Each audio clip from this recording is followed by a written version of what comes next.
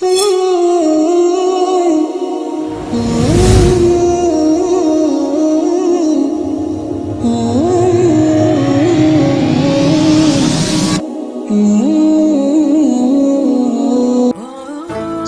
علیکم ورحمۃ اللہ وبرکاتہ۔ اعوذ باللہ من الشیطان الرجیم، بسم اللہ الرحمن الرحیم، نحمدہ ونصلی علی رسولہ الکریم، اما بعد۔ صلح حدیبیہ اور ابو جندل رضی اللہ عنہ اور ابو بصیر رضی اللہ عنہ کا قصہ۔ سن 6 ہجری میں حضور اقدس صلی اللہ علیہ وسلم عمرے کے ارادے سے مکہ تشریف لے جا رہے تھے۔ کفار مکہ کو اس کی خبر ہوئی اور وہ اس خبر کو اپنی ذلت سمجھے، اس لیے مزاحمت کی اور حدیبیہ میں آپ صلی اللہ علیہ وسلم کو رکنا پڑا۔ جانثار صحابہ رضی اللہ عنہ ساتھ تھے، جو حضور صلی اللہ علیہ وسلم پر جان قربان کرنا فخر سمجھتے تھے۔ لڑنے کو تیار ہو گئے، مگر حضور صلی اللہ علیہ وسلم نے مکہ وانوں کی خاطر سے لڑنے کا ارادہ نہیں فرمایا اور صلح کی کوشش کی، اور باوجود صحابہ رضی اللہ عنہ کو لڑائی پر مستعدی اور بہادری کے، حضور اکرم صلی اللہ علیہ وسلم نے کفار کی اس قدر رعایت فرمائی کہ ان کی ہر شرط کو قبول فرما لیا۔ صحابہ رضی اللہ عنہ کو اس طرح دب کر صلح کرنا بہت ہی ناگوار تھا، مگر حضور صلی اللہ علیہ وسلم کے ارشاد کے سامنے کیا ہو سکتا تھا کہ جانثار تھے اور فرمانبردار۔ اس لیے حضرت عمر رضی اللہ عنہ جیسے بہادروں کو بھی دبنا پڑا۔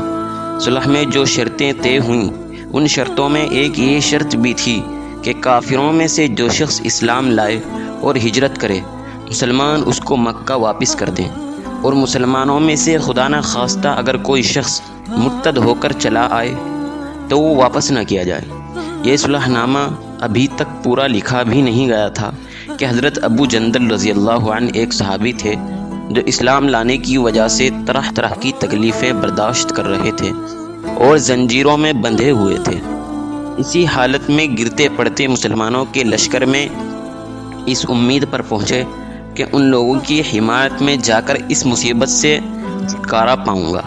ان کے باپ سہیل نے، جو اس صلح نامے میں کفار کی طرف سے وکیل تھے اور اس وقت تک مسلمان نہیں ہوئے تھے، فتح مکہ میں مسلمان ہوئے۔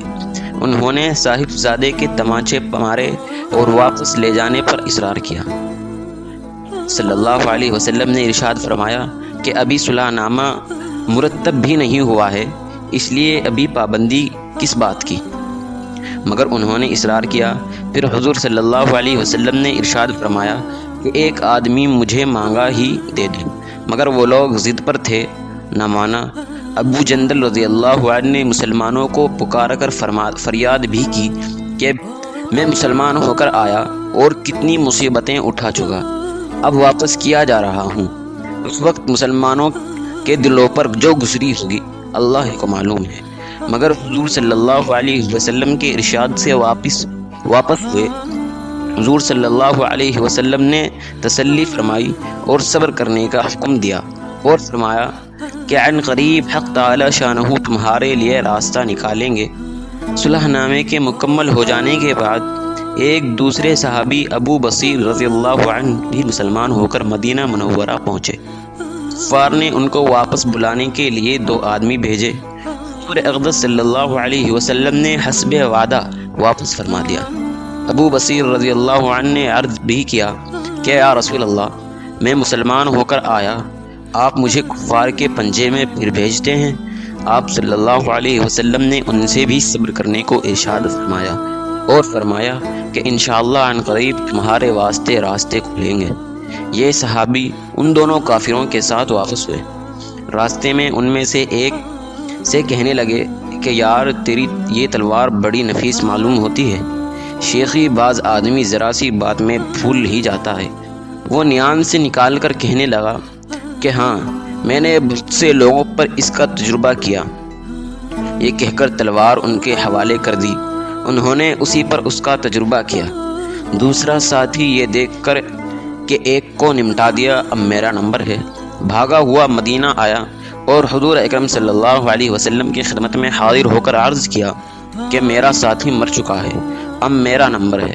اس کے بعد ابو بصیر رضی اللہ عنہ پوچھے اور عرض کیا کہ یا رسول اللہ، آپ اپنا وعدہ پورا فرما چکے کہ مجھے واپس کر دیا، اور مجھ سے کوئی عہد ان لوگوں کا نہیں ہے جس کی ذمہ داری ہو، وہ مجھے میرے دین سے ہٹاتے ہیں، اس لیے میں نے یہ کیا۔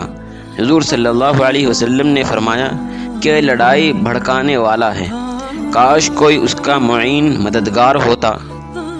وہ اس کلام سے سمجھ گئے کہ اب بھی اگر کوئی میرے طلب میں آئے گا تو میں واپس کر دیا جاؤں گا، اس لیے وہ وہاں سے چل کر سمندر کے کنارے ایک جگہ آ پڑے۔ مکہ والوں کو اس قصے کا حال معلوم ہوا تو ابو جندل رضی اللہ عنہ بھی، یعنی جن کا قصہ پہلے گزرا، چھپ کر وہیں پہنچ گئے۔ اس طرح جو شخص مسلمان ہوتا وہ ان کے ساتھ جا ملتا۔ چند روز میں یہ ایک مختصر سی جماعت ہو گئی۔ جنگل میں جہاں نہ کھانے کا کوئی انتظام، نہ وہاں باغات اور آبادیاں، اس لیے ان لوگوں پر جو گزری ہوگی وہ تو اللہ ہی کو معلوم ہے۔ مگر جن ظالموں کے ظلم سے پریشان ہو کر یہ لوگ بھاگتے تھے، ان کا ناطقہ بند کر دیا۔ جو قافلہ ادھر کو جاتا اس سے مقابلہ کرتے اور لڑتے، حتیٰ کہ کفار مکہ نے پریشان ہو کر حضور صلی اللہ علیہ وسلم کی خدمت میں عاجزی اور منت کر کے اللہ کا اور رشتہ داری کا واسطہ دے کر آدمی بھیجا کہ اس بے سری جماعت کو آپ اپنے پاس بلا لیں، یہ معاہدے میں تو داخل ہو جائیں اور ہمارے لیے آنے جانے کا راستہ کھلے۔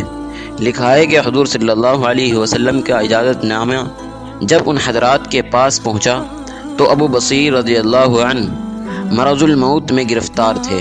حضور صلی اللہ علیہ وسلم کا والا نامہ ہاتھ میں تھا کہ اسی حالت میں انتقال فرمایا۔ فائدہ: آدمی اگر اپنے دین پر پکا ہو، بشرطے کہ دین بھی سچا ہو، تو بڑی سے بڑی طاقت اس کو نہیں ہٹا سکتی، اور مسلمان کی مدد کا تو اللہ کا وعدہ ہے، بشرطے کہ وہ مسلمان۔ سبحان ربك رب العزة عما يصفون وسلام على المرسلين والحمد لله رب العالمين۔